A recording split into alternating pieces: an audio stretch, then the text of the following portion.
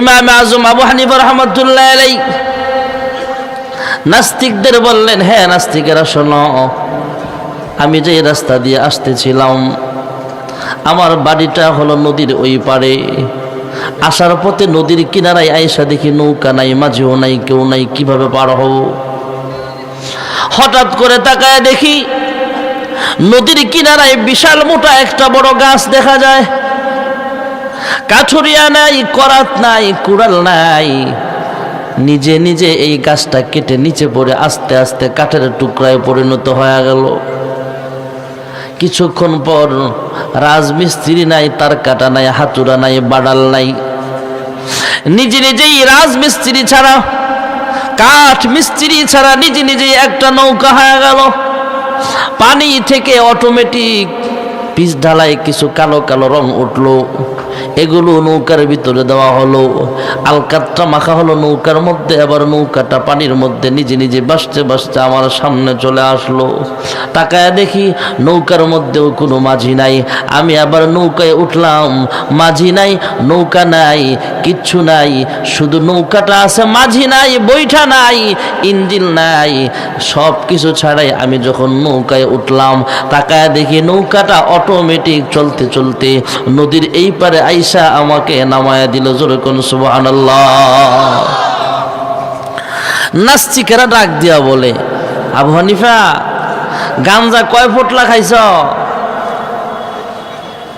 হ্যাঁ, কয় কেন? আরে কাঠুরিয়া ছাড়া, করাত ছাড়া, কুড়াল ছাড়া আবার গাছ কাঠ হয় কেমনে? নাস্তিকেরা বলতেছে, আবু হানিফা হাতুড়া ছাড়া, কাঠ মিস্ত্রি ছাড়া আবার নৌকা নিজে নিজে হয় কিভাবে?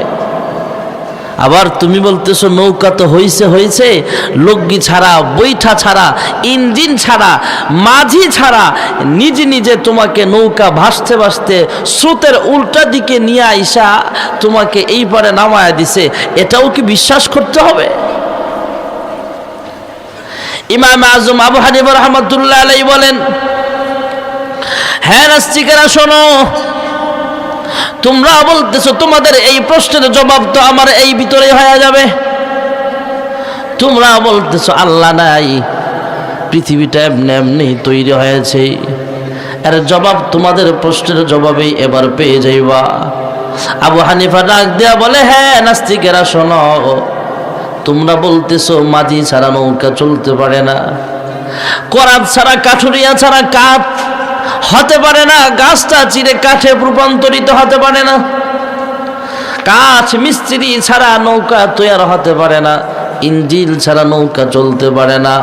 আবু হানিফা ডাক দেওয়া বলে, হ্যাঁ নাস্তিকেরা, নৌকা যদি মাঝি ছাড়া চলতে না পারে, রিক্সা যদি ড্রাইভার ছাড়া চলতে না পারে, বইটা ছাড়া যদি নৌকা চলতে না পারে, হ্যাঁ নাস্তিকেরা, কাঠুরিয়া ছাড়া যদি গাছ থেকে কাঠ না হতে পারে, মিস্ত্রি ছাড়া যদি নৌকা তৈরি না হতে পারে, আল্লাহর এই আসমান, বিশাল আসমান, এই আসমানটাও নিজে নিজে তৈরি হয় নাই, জমিনটাও নিজে নিজে তৈরি হয় নাই, পাহাড়গুলো নিজে নিজে তৈরি হয় নাই, অবশ্যই এর একজন মালিক। জোরে বলেন আছে না না? জোরে ডাক দেন, তিনি কে? এক গ্রামের মানুষ, গ্রামের, ওনার সামনে এক নাস্তিক বলতেছে, নাস্তিক যে আল্লাহ নাই। কয় কেন? আল্লাহ যা আছে এটা দেখি না, তাই বিশ্বাস করি না। নাউজুবিল্লাহ কর না। পৃথিবীতে অনেক কিছু আছে যা আমরা দেখি না, তারপরেও বিশ্বাস করি কি করি না?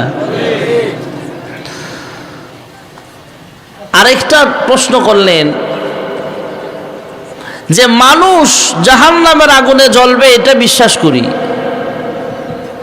কিন্তু জিন সে তো আগুনের তৈরি, সে জাহান্নামের আগুনে দিলে শাস্তি পাবে, এটা বিশ্বাস করি না।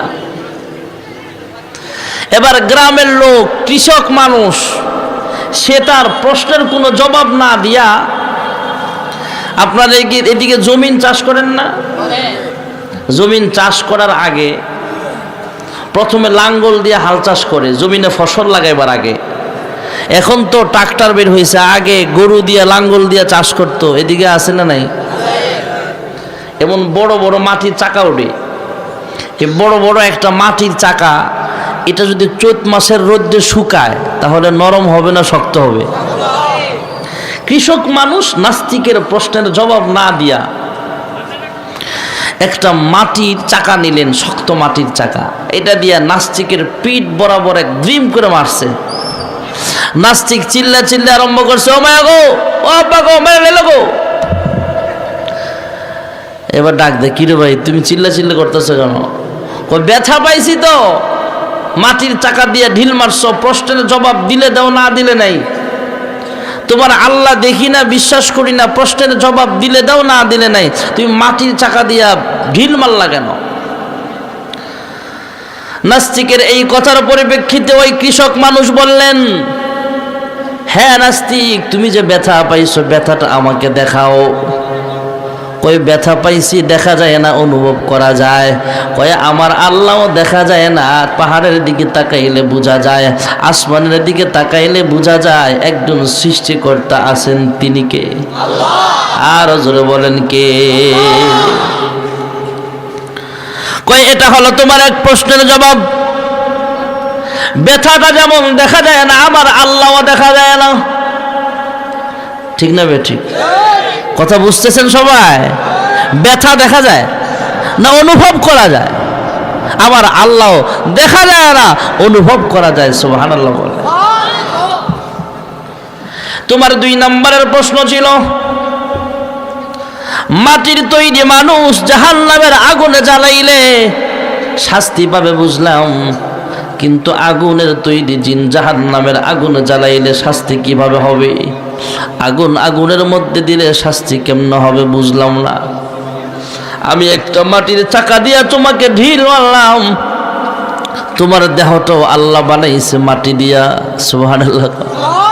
তোমার দেহটাও বানাইছে মাটি দিয়া, মাটির চাকা দিয়া ঢিল মারার কারণে তোমার মাটির শরীরে যেমন ব্যথা পাও, আগুনের তৈরি জিন জাহান্নামের আগুনে জ্বালাইলেও শাস্তি পাবে। জোরে কোন সুবহানাল্লাহ। ভাইরা আমার, বন্ধুরা আমার, আমরা যে ঈমানে আলোচনা করতেছি, আল্লাহ একজন আছেন এই কথা স্বীকার করতেছি, এর দ্বারা ঈমান তাজা হবে। পাহাড়ের দিকে তাকান, আপনাদের জেলা পার্বত্য অঞ্চল খাগড়াছড়ি জেলা, এই ডিস্ট্রিক্টটা পুরাটাই প্রায় জায়গায় পাহাড় আর পাহাড়, ছোট বড় পাহাড়। এই পাহাড়গুলো কোনো সরকার বানানোর শক্তি নাই, এই পাহাড়গুলো বানাইছেন, জোরে বলেন, একমাত্র কে? ভাইরা আমার, বন্ধুরা আমার, একজন মানুষ পাহাড়ের উপরে দাঁড়াইলেন, সর্বোচ্চ একটা পাহাড়ের উপরে দাঁড়াইলেন। ধরনের লাঙ্গামাটি ঝুলন্ত ব্রিজ পার হয়ে যে পাহাড়টা আছে, সেখানে আমি একবার দাঁড়িয়েছিলাম। পানি, সুন্দর পানি, নদীর পানি দেখা যায়, পাশে সুন্দর গ্রাম দেখা যায়, কি সুন্দর পরিবেশ। আবার যদি যখন ফুল ফুটে পাতাগুলো সবুজ শ্যামল হয়, তখন তখন আরো সুন্দর।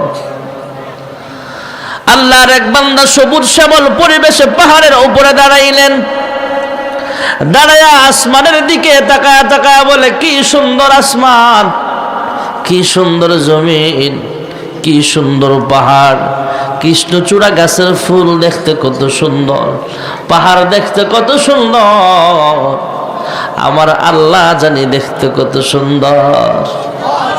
তোমার সৃষ্টি যদি হয় এত সুন্দর, না জানি মাওলা তুমি কত সুন্দর। যেরকম সুবহানাল্লাহ। আল্লাহ আমাদেরকে বানাইছেন বেহুদা নয়, আল্লাহর গোলামের জন্য। কার গোলামি? আমরা কেউ মালিক নই। সাময়িকের জন্য কেউ গাড়িওয়ালা, কেউ গাড়ির ড্রাইভার, কেউ বাড়িওয়ালা, কেউ বাড়ির চাকর, কিন্তু সাধারণভাবে আমরা দুনিয়ার সব মানুষ কার গোলাম? দুনিয়াতে আমরা যে যেই কাজই করি কোনো না কোনো উদ্দেশ্য আছে। আল্লাহ বলেন, আমি তোমাদেরকে বানাইছি কোনো উদ্দেশ্যহীন ভাবে নয়, একটা উদ্দেশ্য আছে না নাই?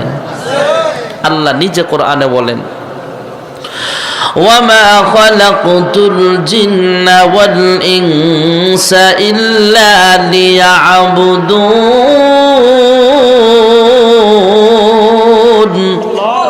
محبت মুসলমানের আওয়াজে জোরে আল্লাহু আকবার।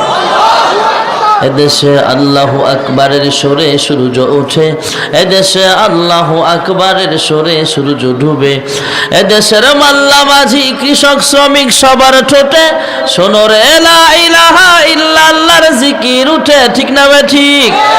ইমানের তপ্ত আগুন জ্বলছে সবার বুকে বুকে, সে আগুন দেশ হতে দেশ দেশান্তরেও জ্বলতে হবে।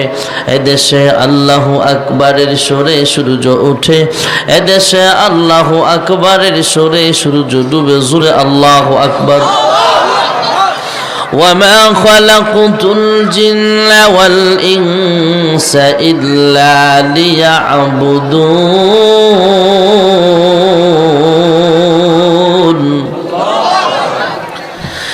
দুনিয়াতে আমরা যে যে কাজই করি কোনো না কোনো উদ্দেশ্য থাকে। আল্লাহ বলে বান্দা আমি আল্লাহ তোমাদেরকে বহুদা বানাই নাই, আমি আল্লাহ তোমাদেরকে বানাইলাম একমাত্র কার গোলামি করার জন্য। এই জন্য মহান আল্লাহ রাব্বুল আলামিন একটা মানুষের ইন্তেকাল পর্যন্ত আল্লাহ আমাদের জিহ্বাটার দিকে তাকায় থাকে। কখন জানি আমার বান্দা আমি আল্লাহর জিকির করে আমি আল্লাহর পথে ফিরে আসে। আল্লাহর এক বান্দা হযরতে হাসান বসরি রাহমাতুল্লাহ আলাইহি এক মাজুসি অগ্নি পূজককে কালিমার দাওয়াত দিলেন।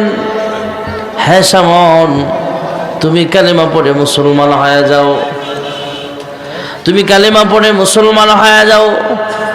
অগ্নি পূজা ছাড়ো, মূর্তি পূজা ছাড়ো, এক গোলামের ইবাদত করো, এক মালিকের ইবাদত করো। আল্লাহর বান্দা শামন ডাক দিয়া জিজ্ঞেস করলেন, হে হাসান, আমি যদি কালিমা পড়ে মুসলমান হয়ে যাই তাহলে আমার কি ফায়দা হবে? হযরতে হাসান বসরি জবাব দিলেন, হে শামন, তুমি যদি কালিমা পড়ে মুসলমান হয়ে যাও তাহলে মহান আল্লাহ রাব্বুল আলামিন তোমার পিছনের জিন্দেগীর সব গুনাহগুলো আল্লাহ মাফ করে দিবে। হ্যাঁ শামন, তোমার 2 নম্বরের ফায়দা হলো মহান আল্লাহ রাব্বুল আলামিন তোমার নামটা জাহান্নামের লিস্ট থেকে কেটে দিয়া জান্নাতীদের লিস্টের মধ্যে তোমার নামটা আল্লাহ তাআলা লিপিবদ্ধ করে দিবেন। হাসান বসরির দাওয়াত দেওয়ার পরে শামউন বললেন, হে হাসান, আমি কালেমা পড়ে মুসলমান হয়ে যাব, তবে আমার একটা শর্ত হলো, আমি যদি তোমার আগে দুনিয়া থেকে বিদায় হয়ে যাই, তোমাকে একটা দাবি জানাই, একটা শর্ত হলো তুমি আমাকে একটা দলিল লিখে দিতে হবে। যেমন বাড়ি ঘর বেচা কেনার সময় একটা দলিল লেখা হয়, আমি কালিমা পড়ে মুসলমান হয়ে গেলাম, আমার গুনাহ আল্লাহ মাফ করে দিয়েছেন, আমার নাম জান্নাতীদের খাতার ভিতরে আল্লাহ উঠায় দিয়েছেন। এই কথাটা তুমি মুখে বললে হবে না, কাগজে কলমে লিখে দিতে হবে। সুবহানাল্লাহ। এবার হযরত হাসান বসরি রাহমাতুল্লাহ আলাইহি বাড়ি যেমন দলিল করা হয় এমন করে একটা দলিলের মতো লিখলেন। قال سيدنا رسول الله صلى الله عليه وسلم قال النبي صلى الله عليه وسلم من قال لا إله إلا الله دخل الجنة أو كما قال النبي عليه الصلاة والسلام। আর কয়েকখানা হাদিস লিখে আবার শামউন বলে দিলেন। শামউনকে হাসান বসরি বললেন, হে শামউন, দলিল খানা নাও।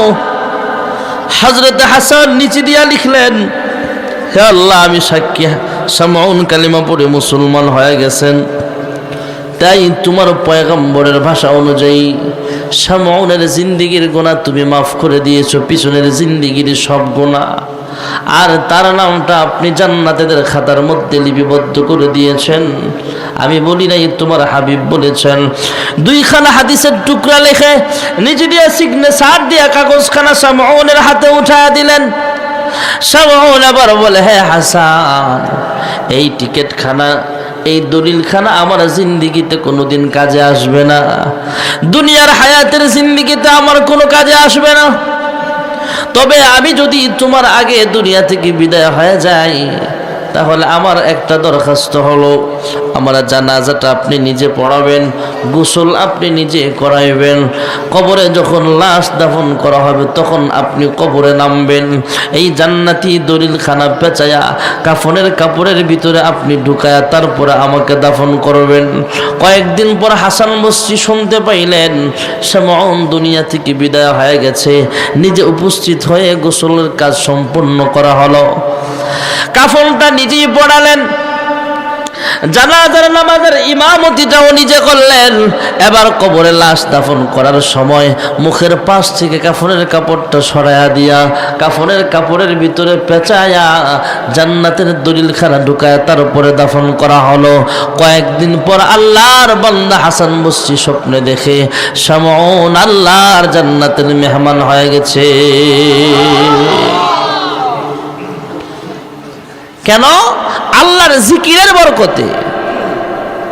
কেউ যদি আল্লাহর শরণাপন্ন হয়, বলবেন হুজুর বেঈমান যদি ঈমান ওয়ালা হয় আল্লাহর জিকির করে তাহলে তার পিছনের জিন্দেগির গুনাহ মাফ হয়, আর ঈমানদার যদি পড়ে, হ্যাঁ ঈমানদাররাও যখন আল্লাহর শরণাপন্ন হবে আল্লাহকে ডাক দিয়া বলবে, আল্লাহ রব্বির হামহুমা কামা রব্বায়ানি সগীরা রব্বানা যালামনা আনফুসানা ওয়া ইন লাম তাগফির লানা ওয়া তারহামনা লানাকুনান্না মিনাল খাসিরিন। দুনিয়ার মা বাবার কাছে যদি সন্তান যায় বলে, আব্বা মাফ করে দেন, অন্যায় হয়ে গেছে, আব্বা অন্যায় হয়ে গেছে, মাফ করে দেন, মা বাবা ফিরায় দিতে পারে। কিন্তু আল্লাহর কাছে যদি কেউ একনিষ্ঠভাবে চায়, আল্লাহ তার বান্দাকে মুহাব্বতের চাদরে ধরে বুকে উঠায় নেয়। জোরে কোন সুবহানাল্লাহ। আল্লাহ তাকে ফিরায় দেয়। আল্লাহর এক বান্দা সারা জিন্দেগি সনামের গোলামি করত। মূর্তি পূজা যারা করে, মূর্তির আরবি নাম হলো সনাম। ইয়া সনাম বলে জিকির করে।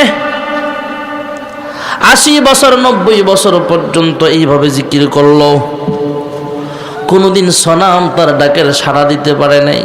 কি বলেন? সনাম তথা মূর্তি মানুষের ডাকের সাড়া দিতে পারে নাকি? আরে জোরে কর না। মূর্তি তো মূর্তি, এটা তো মানুষে বানায়। মূর্তির ভগবান হলো মানুষ, সৃষ্টিকর্তা মানুষ, আর মূর্তিটা হলো সৃষ্টিজীব। মূর্তিটাকে মানুষ সৃষ্টি করেছে, উল্টা মানুষ নিজে বানায়া নিজে সৃষ্টিকর্তা হইয়া মূর্তির পায়ে সেজদা দেয়। আছে না নাই? আল্লাহ হেদায়েত দান করে সকলে বলে আমিন। ভাইরা আমার, বন্ধুরা আমার, সারা জীবন সালাম সালাম বলে জিকির করে। হঠাৎ একদিন মুখ পিছলায়া বৃদ্ধ মানুষ জবান থেকে ইয়া সনমের পরিবর্তে আল্লাহর একটা সিফতি নাম, সনামের ওজনে একটা নাম আছে, ইয়া সমাদ। সুবহানাল্লাহ। কুল হুয়াল্লাহু আহাদ আল্লাহুস সামাদ লাম ইয়ালিদ ওয়া লাম ইউলাদ ওয়ালাম ইয়াকুল লাহু কুফুয়ান আহাদ। এই যে পড়লেন, প্রত্যেকের আমল নামায় 10 পারা কোরআন তেলাওয়াতের সওয়াব লেখা হয়ে গেছে। সুবহানাল্লাহ। জোরে কয় না? আরো জোরে কর।